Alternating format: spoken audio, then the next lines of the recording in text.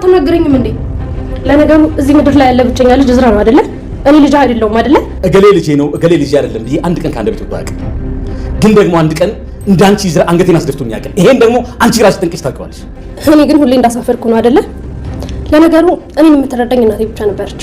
ድሮ ልጅ እያለሁ እናቴ ምን ያክል እዝራን ተጠላውና ታሰቃየው እንደነበረ በደንብ አስታውሳለሁ። አሁን ሳስበው እናቴ ትክክል ናት። ሀብል እውነተኛ ታሪኳን ነው የነገረችኝ። ደግሞ እንዴት እንደምታሳዝን ሀብልን እኮ እንዲህ ስታያት በህይወቷ ብዙ መከራና ስቃይ አልፋ እዚህ የደረሰች ምስኪን ልጅ መሆኗ ታስታውቃለች። ይቅርታ አባዬ፣ ይህ መጥፎ ነገር በዚህ ሳም ማንሳት እባክህ እንዳትቀየም። ቆይ ግን ለምንድን ነው እናቴ እንደዛ ታሰቃየኝና ትጠላኝ ነበር? እስከ ዛሬ ድረስ አንተ የአባትህ ጥሩ ልጅ፣ እኔ ደግሞ መጥፎ ተብዬ የተሳልኩት ይበቃል። እሺ ቆይ ምን ተባልሽና ነው እንደዚህ የምትሆነው? ወይስ ገና ክሱ ስላላበቃ ወደ እስር ቤት ተወረወራለሁ ብለሽ ማለት? ሲጀመር እኮ ያንተ ፍላጎት እኔን ከዚህ ቤት አለቀ ሙሉ የቤተሰባችንን ሀብት መውረስ ነው። ሜርሲ አንቺ ከይሲ ዝም በይ። የዚህ ሴራ ጠንሳሽ አንቺ ነሽ። አይ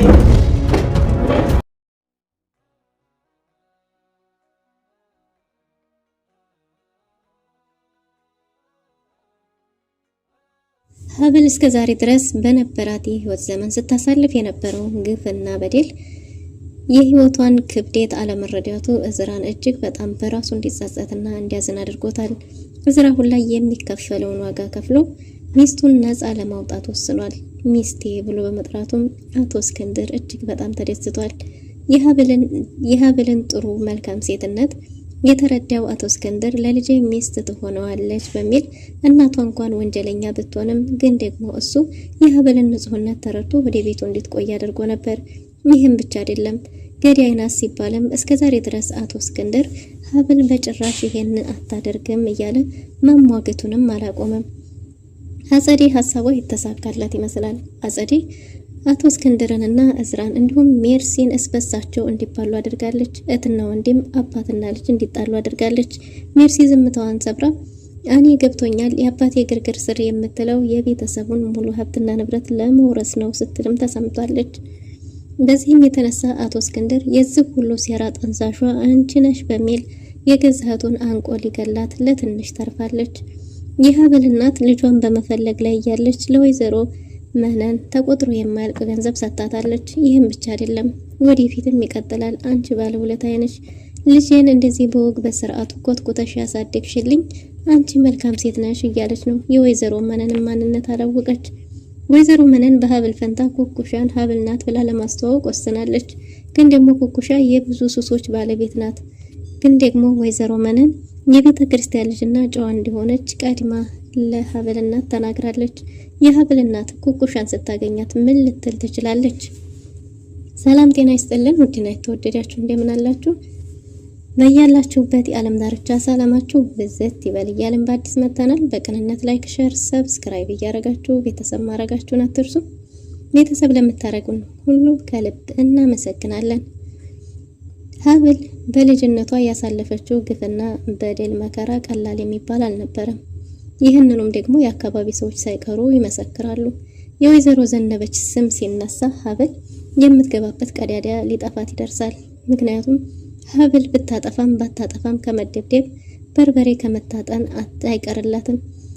በዚህም ጊዜ እንግዲህ ልጅነቷን በዚህ ግፍና መከራ ስቆቃ ያሳለፈችው ሀብል አሁን ደግሞ በዚቹ በአሳዳጊ እናቷ የተነሳ የማትፈልገው ትዳር ውስጥ ገብታለች። በእርግጥም ሀብል እዝራን እንዳየችው ብትወደው ነገሮች እንደጠበቀቻቸው አልሆኑላትም። ያልተወደደችዋ ሙሽራ ነኝ የሚል ስያሜ ለራሷ ሰጥታለች። እናም እንግዲህ ሀብል ወደዛ ቤት ከገባችበት ሰዓት ጀምሮ እውነት አንድ ቀን እንደሚወጣ ግን ደግሞ እውነት በሚወጣ ቀን ከእውነቱ እንደምትቆም ትናገር ነበር። ግን አጸዴ ሜርሲን ለሜርሲ ነገሮችን አቀጣጥላ ባልገደለቻት ማህደር የተነሳ እሷም እስር ቤት እንድትገባ አድርጋለች። እቅዳቸው ቢሳካላቸውም አሁን ላይ ግን እዝራ ሁሉም ነገር ፍንትው ብሎ ታይቶታል። አባቱ ሁልጊዜ ስለ ሀብል ያለማቋረጥ በመናገር መልካምነቷን እንዲታይ እንዲገለጽለት ያደረገው አቶ እስክንድር ነው። እናም እንግዲህ እዝራ ሀብልን ለመጠየቅ በሄደበት ነበር ልጅነቷ እንዴት ከባድ እንደሆነ የነገረችው። ግን ደግሞ የሚገርመው ነገር የሁለቱም ልጅነት ተመሳሳይ ታሪክ ነበረው። ሀብል የነገረችውም እዝራም ያላት የሁለታቸውም ላይ ተመሳሳይ ታሪክ ነበር። ይህ ታሪክ ምንድነው? እሷ በርበሬ እየታጠነች በማደጓ ውስጥ እሱም እንደዚሁ በርበሬ እየታጠነ የተቀመጠ ምግብ በልተሃል ተብሎ እየተደበደበ። ግን ደግሞ የእዝራ ለየት የሚያደርገው እዝራ በእናቱ ወይም በእንጀራ እናቱ ቢበደልም አባቱ ደብቆ አባብሎ ትንባውን ጠርጎለት አቅፎ ያስተኛው ነበር። የሀብልን ለየት የሚያደርገው ከጎኗ ማንም በሌለበት ወይዘሮ መነን እንደፈለገች ስታረጋ ስደልዛት እንደነበረ ነው። ግን ደግሞ ወይዘሮ መነን ሀብልን ለሀብታም ድራ መጠቀምን እንጂ አንድም ቀን ሀብልን ብላ ትመጣለች እናቷ ወይም ደግሞ እናቷ በእንደዚህ ደረጃ ላይ ትሆናለች ብላ አስባ አታውቅም ነበር። ያማ ቢሆን ኖሮ እንዴት አርጋ ተንከባክባና ተልኮትኩጣ ብታሳድጋን ነበር። ዞሮ ዞሮ እንግዲህ አንድ ክስተት ተፈጥሯል። የሀብል እናት ነኝ የምትለዋ እንግዲህ ከካናዳ ድረስ ብር ጭና መታለች። ሀብል አንድ እናቷ ልጅ እህትም አግኝታለች። እንግዲህ የሀብል እናት ወደ ሀገር ቤት የመጣችው ሀብልን ፈልጋ እንደሆነ ለወይዘሮ መነን ተናግራለች። እናም ለወይዘሮ መነን በነገረቻት ልክ ገና ልጇን ሳታያት ተደስታ ለወይዘሮ መነን አይታ የማታውቀውን ሁሉ እያረገችላት ነው።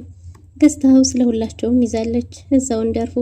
ወይዘሮ መነንን ውለታሽን በምን ከፍላለሁ እያለች ነው። ድንገት ሆቴል ቁጭ ብለው ዘና እያሉ ባሉበት ጊዜ እዝራ ድንገት ደርሷል። እዝራን ባየችው ጊዜ ተደናግጣ ወደ መጸዳጃ ቤት ገብታ ነበር። እዝራ ግን ተከታትሎ መጸዳጃ ቤት ድረስ ሄዷል።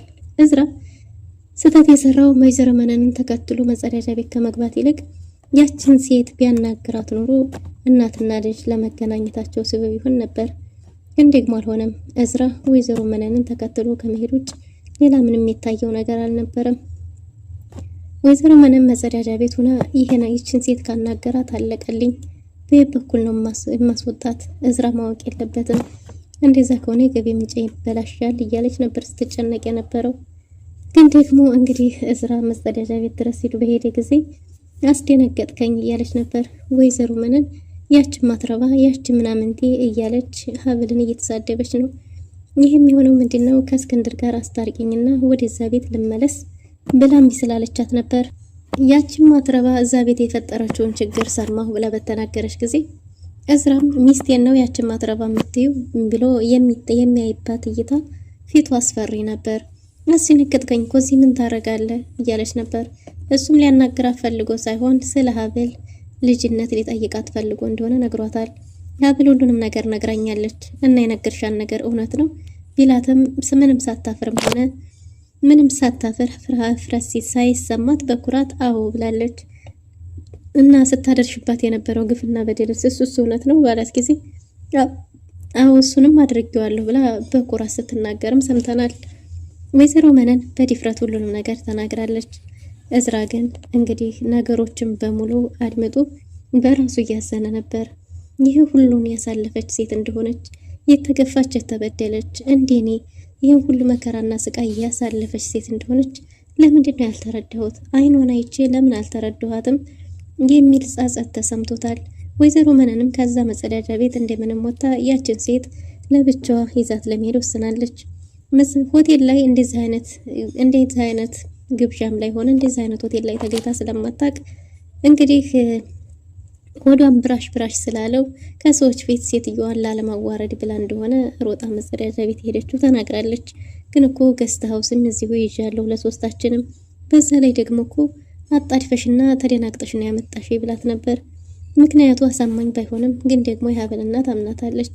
ልጅን እንግዲህ መች ነው የምታገናኘኝ ባለቻት ጊዜ በዚህ 3 ቀን አገናኝሻለሁ፣ ልጅነቷን ደግሞ እኔ ቀድሜ አሳውቃታለሁ እያለች ነው። የሀብል እናት ድንገት እናትሽ ነኝ ስላት አንድ ነገር ብትሆንብኝስ የሚል ስጋት ተሰምቷት ነበር። ግን ደግሞ ወይዘሮ መነን ሁሉንም ነገር በራሷ መንገድ እንደምታስተካክለው ተናግራለች ማለት ነው። ስላመነቻትም ተቆጥሮ የማያልቅን ገንዘብ ሰጣት። ከዚህ በኋላም እንዲያየው ይቀጥላል። ያንቺ ውለታ እንዲህ በቀላሉ የሚቋጭ አይደለም። የማታውቂውን ብዙ ነገር አደርግልሻለሁ፣ እማረግልሽና አትጠይቂኝ እያለቻት ነበር።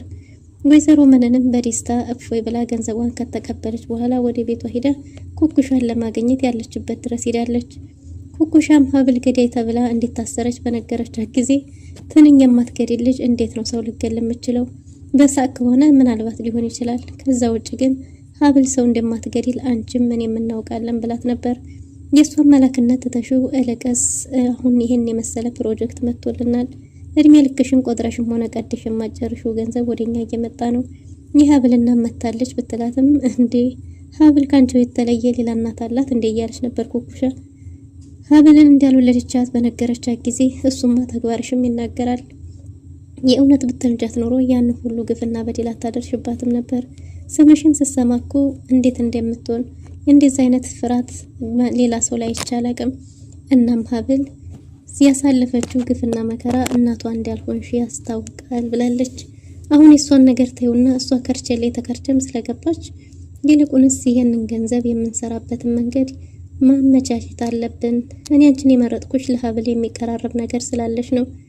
እናም እንግዲህ ቀሚስ ትለብሻለሽ፣ ሱሪው ይቀራል፣ በዛ ላይ ደግሞ ጨዋ ትሆኛለሽ ተብላ ነበር። ኩኩሻ ግን ለዚህ የሚጋብዝ ቻንስ ያላት አይመስልም። ምክንያቱም ኩኩሻ የብዙ ሱሶች ባለቤትና እንዲሁም ደግሞ ቃላቶቿም ጭምር እንኳን የቤተ ክርስቲያን ልጅ ልትመስል እንዲያውም ዱርዬነቷ ፍንትው ብሎ ይታያል። ግን ደግሞ ወይዘሮ መነን ኩኩሻን ለማሰልጠንና ከዛም ለሀብል እናት ልጅሽ ናት ብላ ለማስተዋወቅ ወስናለች። ኩኩሻም ገንዘቡ ስላጓጓት እሷን የመሰለች ጭምት ልጅ ለመሆን 4 ዓመት በሰለጠንም ሊበቃኝ አይችልም፣ ግን ደግሞ ይህን የመሰለ እድል አላስመልጠውም፣ እንደምንም ብዬ እሷን ለመሆን ሞክራለሁ እያለች እየተላላጠች ነው። ግን ደግሞ ቀሚሱንም ጨንቋታል፣ ጫማውም ጨንቋታል። ብቻ ኩኩሻ ፈታ ብላ እንጂ ምንም በመጨነቅ የምትኖር አይደለችም።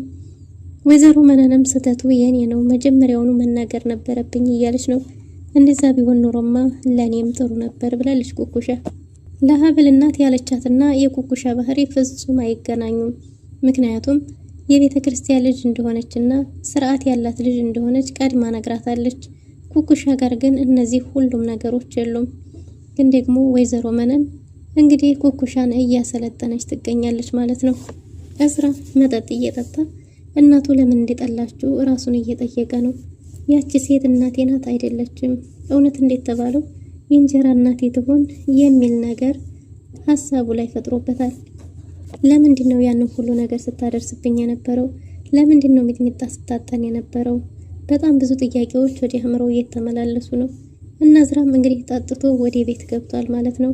በመጠጥ መንፈስ አባቱ እግር ላይ ወድቆ አባዬ ይቅርታ ጥየጠፋ ወዲያ ወዲህ ስሯሯጥ እያለው ነበር።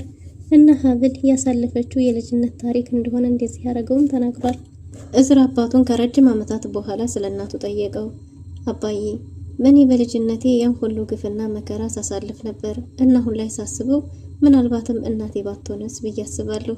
እና እናቴ ናት ወይስ አይደለችም የሚል ጥያቄ ጠይቆ ነበር። አቶ እስክንድርም ከረጅም ዓመታት በኋላ ይህን እንዴት ልታስብ ቻልክ? እንዴት እናትህ አይደለችም ልትል ቻልክ? እያለው ነበር። አንዳንድ ነገሮችን ሳስባቸው እንደዛ ባይሆንስ ብዬ አስባለሁ። በዛ ላይ ደግሞ የሀብል የልጅነት ታሪክ ከኔ ታሪክ ጋር ተመሳሳይ ስለሆነ እሱ አስታውሶኝ ነው ብሏል። አቶ እስክንድርም ይሄን ነገር ላናነሳው እኮ ቃል ተገባብተን ነበር አይደል እያለ ነው። እኔ በእናቴ ቢሆን ኖሮ የወጣሁት አረመኔና ጨካኝ ነበር መሆነው። እኔ ጋር ያለው አዘንታና ርህራሄ ከአንተ የመነጨ ነው እያለ ነው። አቶ እስክንድር እንግዲህ ልጁን ለማጽናናት እየሞከረ ነው። ያንን ጊዜ እንድታስታውስ አልፈልግም ብሏል። ግን ደግሞ አባዬ ሚስቴ ያሳለፈችው ግፍና በደል እንዲህ ነው የሚባል አይደለም። ያቺ ምስኪን ሴት ያሳለፈችው መከራ ቀላል የሚባል አይደለም። ወይዘሮ መነን እናቷ እንዳልሆነች በነገረች ጊዜ ያሳለፈችው ታሪክ ስትነግረኝ ከኔ ጋር ተመሳሳይ ነው ባለ ጊዜ እንግዲህ አቶ እስክንድርም ይህን እኮ አይኗን አይተ ልትረዳው የምችለው ነገር ነበር። ሀብል አይኗን ከተመለከትከው በብዙ መከራና ስቃይ መሀል ያለፈች ልጅ እንደሆነች እንዲሁ ታስታውቃለች ብሏል። እኔም እሱን የቆጨኝ እስከ ዛሬ ድረስ እንዴት አልተረዳኋትም የሚለው ነገር ጸጸት ሆኖብኛል። አባዬ ነፍሴንም ቢሆን አስይዤ የተከፈለው ዋጋ ተከፍሎ ነፃ አወጣታለሁ፣ ከዛ ጨለማ ክፍል አወጣታለሁ እያለ ነው። አቶ እስክንድርም እጅግ በጣም ደስ ብሎታል። ልጄ እኔን ደስ እንዲለኝ ነው ወይስ የእውነትን ነው ሚስቴ ያልከው ባለው ጊዜ አባዬ ሌላም ነገር ልጨምርልህ ብሎታል። እሱ ምንድን ነው ባለው ጊዜ በቆመበት በሄደበት በተራመደበት በሚያደርገው ነገር ሁሉ ውስጥ ሀብል ፊቱ ላይ እንደምትመጣና ያለሷ ማሰብ እንደማይችል ተናግሯል። በዛ ላይ ደግሞ በዚህ ሰዓት ከጎኑ እንደምታስፈልገውም ጭምር። አቶ እስክንድርንም አባዬ አንተ ጥለኸኝ እንድትሄድ አልፈልግም፣ አንተ ከሞትክብኝ እኔ ባዶ ነኝ እያለ ነው። አቶ እስክንድር። እሱም እንኳን ቢሞት ግን ደግሞ የተካለት ሴት መልካም ሴት እንደሆነች ነግሮታል። አቶ እስክንድር ይህንን በመስማቱ ከእዝራ አንደበት እጅግ በጣም ደስ ብሎታል። አጸዴ ሜርሲን በብዙ መርዛማ ቀለሞች መርዛታለች። እንግዲህ እዝራ ምንም ባላሰበው መልኩ ከእህቱ ጋር እህቱ በእዝራ ላይ ጠላት ሆና እንድትነሳ እያደረገች ነው። ምክንያቱም እዝራ እህቱን ለመጉዳት እንደሚፈልግና ሀብትና ንብረቱን በስሙ እንዲያደረገ ጭምር ነግራታለች። ሜርሲ ነገ ተነገ ወዲያ አባቷ አንድ ነገር ቢሆን ጎዳና ላይ እንደምትወጣ በነገረቻት ጊዜ ሜርሲ የምትወደውንና የምትሰስትለትን ወንድሟን ጥላቻ እንዲያድርባት አድርጋለች። ከልጅነት ጀምሮ እኮ እናቴ ስታሰቃየው በልጅነት አንደበቴ ለምን እንደሆነ ጠይቃት ነበር። በእርግጥም ምንም አይነት ምላሽ አልነበረም። አሁን ላይ ግን እያለች ነው ይሄ ዲቃላ ወንድምሽ እያለች በተደጋጋሚ ስትናገራት ሜርሲ እባክሽ ይህንን መራራ ስም አትጥሪ በኔ ፊት ብላት ነበር። እየመረረሽ ዋጭው፣ እሱ ግን አንቺን ለመጣል እየተሯሯጠ ነው። አባትሽ ከሞተ ምንም ነገር ሀብትም ሆነ ንብረት አይኖርሽም ብላ የትና ወንድምን ጥላት እንደሆኑ አድርጋለች። ሜርሲ በተደጋጋሚ ስለ እዝራ ለአባቷ ለመናገር እየሞከረች ነው። አቶ እስክንድርም ምን ለማለት እንደፈለገች የገባው ይመስላል። የዚህ ሁሉ ሴራ ጠንሳሽ ደግሞ አጸዴ መሆኗንም አውቋል። ሜርሲ ስለ እዝራ ለአባቷ አቶ እስክንድር ልትናገር ስትል እንግዲህ መታ አጸዴ አስቆማታለች ማለት ነው። አጸዴ ብታስቆማትም አቶ እስክንድር ምን ለማለት እንደፈለገች የገባው ይመስላል። እናም ይሄ ሁሉ ሴራ ያንቺ ነው ብሏት ነበር። በዚህ ሁሉ ጀርባ በተፈጠረው ነገር ሁሉ ጀርባ የአጸዴ እጅ እንዳለበትና አጸዴና ሜርሲ እንደሆኑ ተናግሯል። አጸዴ ይሄንን ክፍተት ተጠቅማ እዝራ አርፎ እንዳልተቀመጠና ሜርሲን ለማሳሰር ከጠበቃዎቹ ጋር በድብቅ እየተገናኘ እንደሆነ ጭምር ነግራታለች። በዚህን ጊዜ ለእዝራ ያላት ስሜት ሙሉ በሙሉ ተቀይሯል ማለት ነው። ወንድሜ ብላ ስትወደው የነበረችው ሜርሲ አሁን ግን በእዝራ ላይ ጥላቻ እንዲያድርባት አድርጋለች። አጸዴ ባልተፈጠረ ነገር ሁሉ ሜርሲን መርዛታለች። አቶ እስክንድር እውነቱ እስካልወጣ ድረስ ልጁ ሜርሲ ብትሆንም በሕግ መቀጣት እንዳለባት ያምናል። እዝራ እንግዲህ ጠበቃውን ጠበቃው ጋር ባወሩበት ጊዜ እና መርማሪ ፖሊሱን እንዲያገኘውና ሁሉም ነገር የተፈጠረው ገዳዩ ቢኒ ማለት ነው ለእህቱ ሲል ይሄን ሁሉ ነገር እንዳደረገ ተናግሯል። ይሄን ሁሉ መረጃ ደግሞ እዝራ ለመርማሪ ፖሊሱ እንደሰጠውና መርማሪ ፖሊሱም ሀብል ገዳይ ናት የሚለው ሀሳቡን የሚያስቀይር መረጃ እንዳገኘ ታውቋል።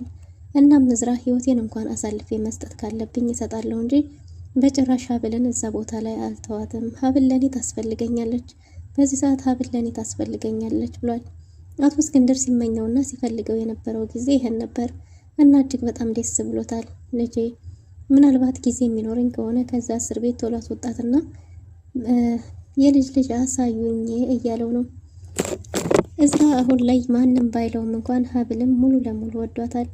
እናም እንግዲህ አሁን ላይ እዝራን ለማስፈታት ሀብልን ለማስፈታት የሚከፈል ዋጋ ህይወት መስጠትም እንኳን ቢሆን ያለምንም ማመንታት አዙሮ ያለማላየት እንደሚያደርገው እዝራ በተደጋጋሚ ሲናገር ሰምተናል ማለት ነው። እዝራም ከአባቱ ጋር ስለ ጠበቃው እያወራ ሳለ ድንገት ሜርሲ መታ እያሴራችሁ ነው አይደል? በጀርባዬ እያሴርክ ነው፣ መልሰህ ልታስገባኝ ነው አይደል? እኔን ለማሳሰር ነው። እኔን ካሳሰርክ በኋላ ደግሞ የቤተሰቡን ሀብትና ንብረት በሙሉ ልትወርስ ነው። ስላንተም የማላውቅ ይመስልሃል? ከልጅነቴ ጀምሮ እስካሁን ድረስ እምወድህ እኔ እንጂ አንተ አይደለህም። አንተ አንድም ቀን ወደኸኝም ሆነ ለእኔ መልካም ነገር አስበህልኝ አታውቅም። አንተ ሴረኛ መሆንህን ያወቅኩት አሁን ነው ብላለች። አቶ እስክንድር ከትናንት ጀምረሽ ስለ እዝራ ምንድን ነው ማለት የፈለግሽው? ምን ለማለት ፈልገሽ ነው? በስቲ አሁን ንገሪኝ ብሏት ነበር።